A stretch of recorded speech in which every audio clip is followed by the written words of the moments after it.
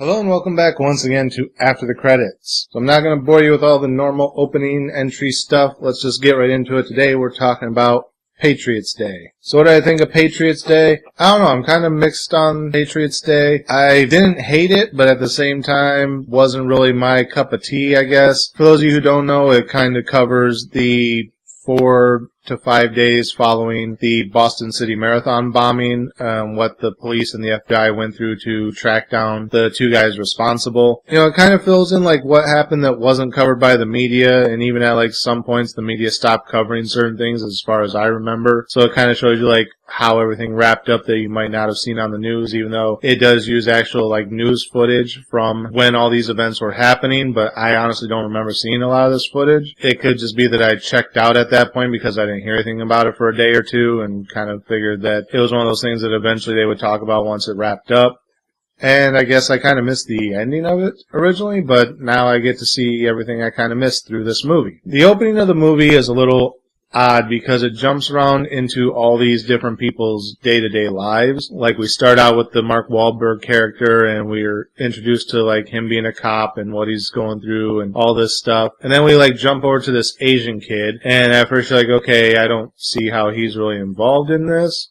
Which does become clear later on in the movie, but it takes a long time to get there. And then you cut to like these other kids on a college campus, and you're like, okay, how are all these people tying together? Then you cut to another police officer from another town. And it's like, okay, well, obviously this police officer is going to end up working with the other police officers. So you kind of see where he's going to fit in, but a lot of the people you're like, why are we jumping between all these people's lives? How do they all tie together? There's no connecting tissue, if you know what I mean. But as the movie progresses, you find out that each of them had come into contact in some way throughout that following week with the bombers.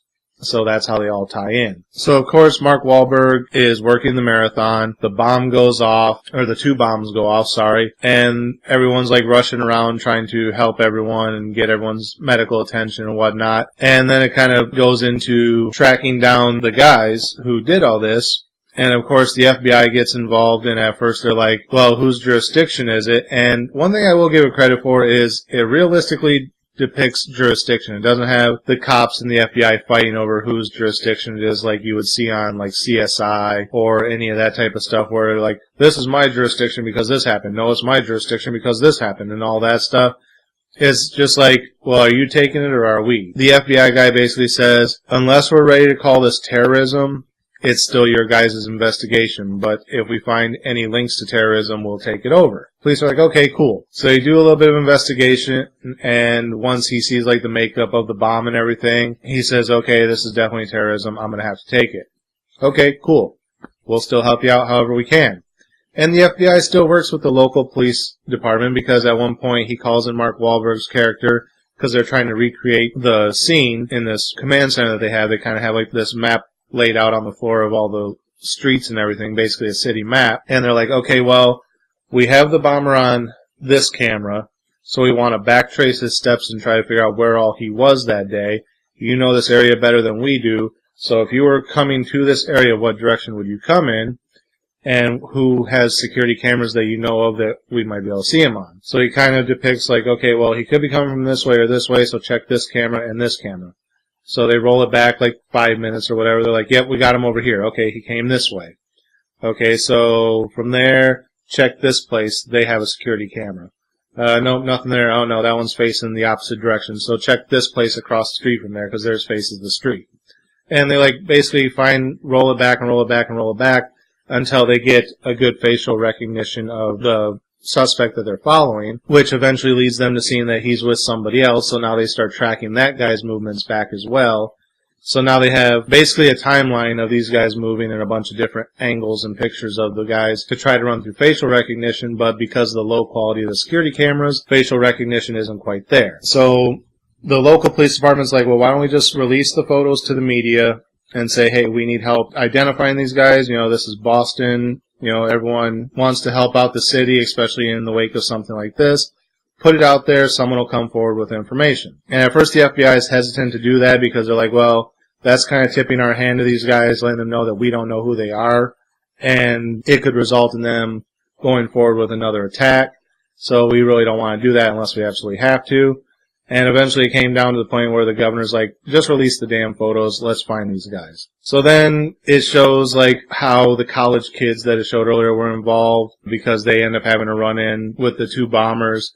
And then it shows how the Asian guy was involved because he later has a run-in with the two bombers.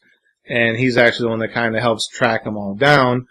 And then it compiles onto when the police are actually track him down, they're chasing him through the streets, they have a shootout, one of the guys gets killed, the other one gets away, and then it's like a couple days later, they kind of put the city onto lockdown, like, all businesses are closed, no one go out of your house, stay away from windows, stay away from doors, don't answer the door unless it's the police, and things like that. And it basically comes down to one guy steps out onto his back porch, he's like, okay, I'm not gonna go out front, I'll go out back, and he's gonna have a cigarette. He's just going to stand on his back porch, have a cigarette, go back inside. And he happens to notice, like, his boat cover's disturbed or something. So he's like, oh, no one's around, I'll go tie it back down real quick.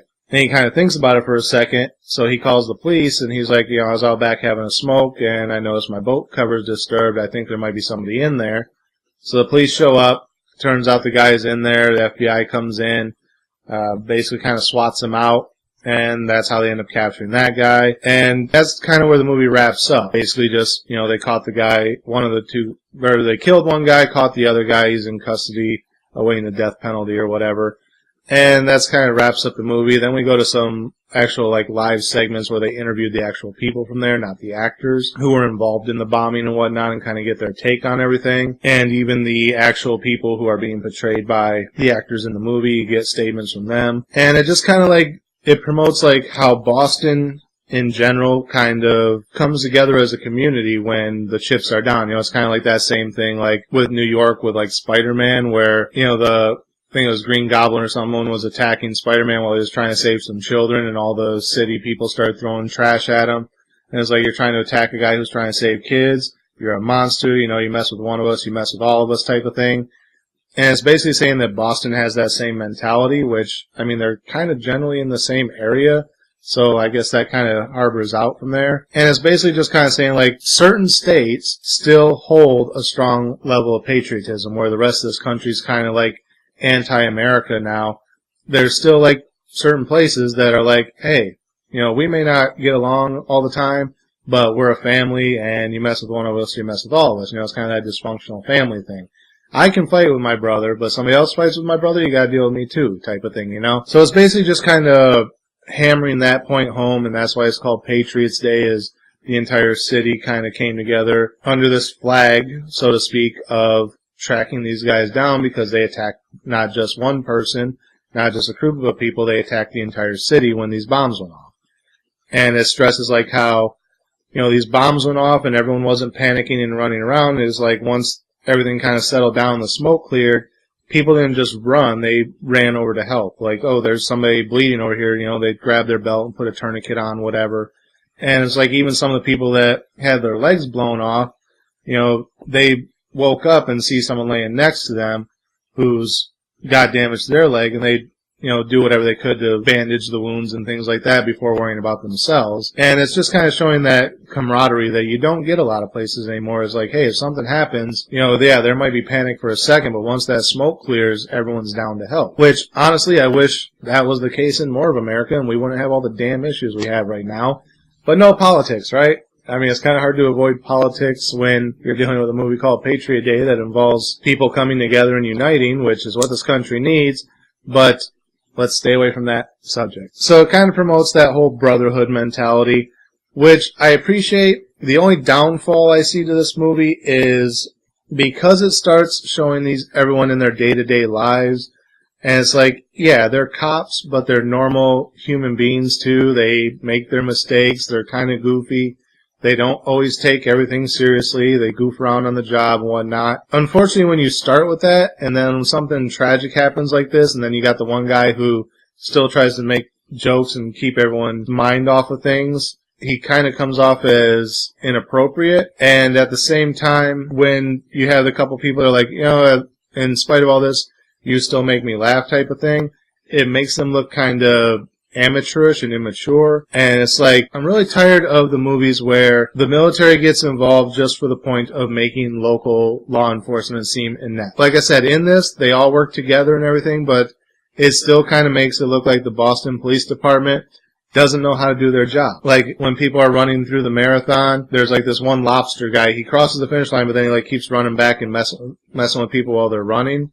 And Mark Wahlberg's character has to tell the other cops like 4 times, like, hey, I told you, block this guy off, get him out of here. And it's like, hey, he's back again. What are you guys doing? Are you not paying attention? And it like does that the whole time throughout the movie. It's like, once the explosion goes off, he's like, don't let any more runners through, stop the race, create a barricade, stop people where they are, don't let them into this area. And like, here comes runners running by and tripping over stretchers and stuff when the ambulances are trying to help, because there's a smoke there, a guy rounds the corner, oh, there's a stretcher here, and he tumbles over. And Mark Wahlberg again, he's like, hey, what are you guys doing? I told you, don't let any more runners through. Anyone else comes through here, it's gonna be your ass. And it's like, yes, I know there's a lot going on during the bombing, and it's hard to create those barricades and get people to stop. Somebody might have already been past the barricade, whatever.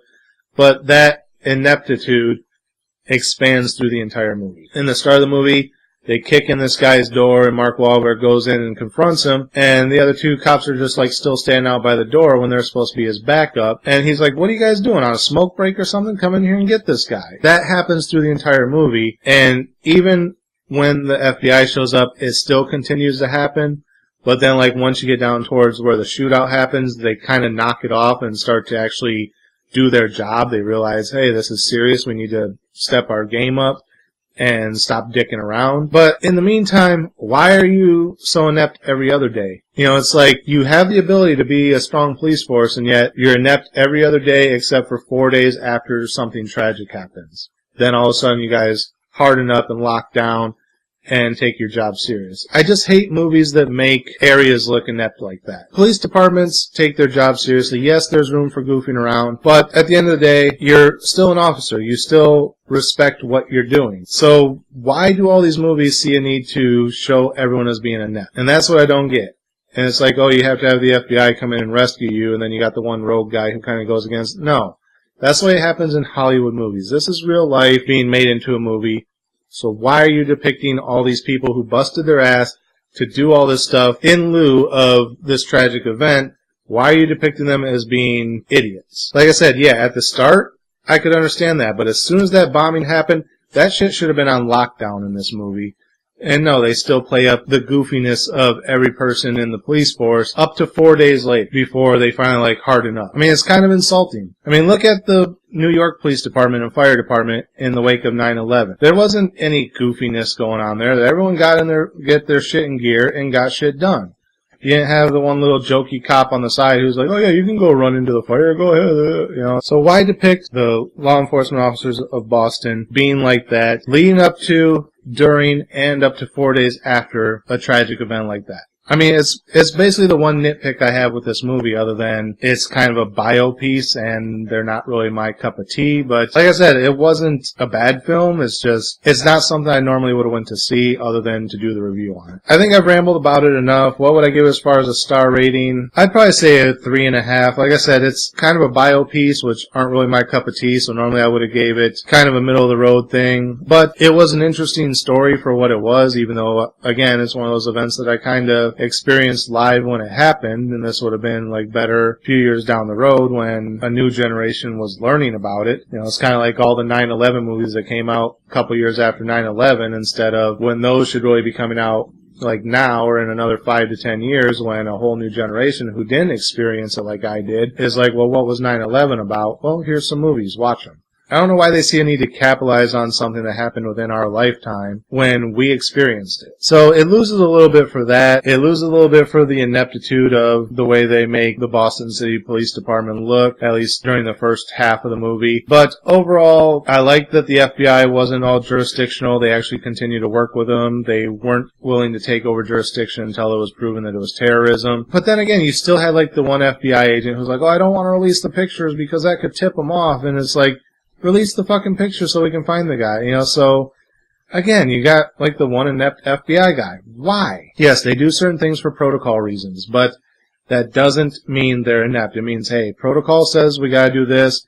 I'd like to sit on this a little bit longer. Not, oh, I can't do that, and being, like, all whiny about it. So, yeah, Like I said, if it wasn't for all that bullshit, it probably would have been a solid 4 of a movie, but because of that, I gotta knock it down a little bit. But I don't feel that it should really just be middle-of-the-road movie just because these types of films aren't really my cup of tea. So I want to give it above a middle-of-the-road, but I can't justify giving it a 4, so it's getting a 3.5.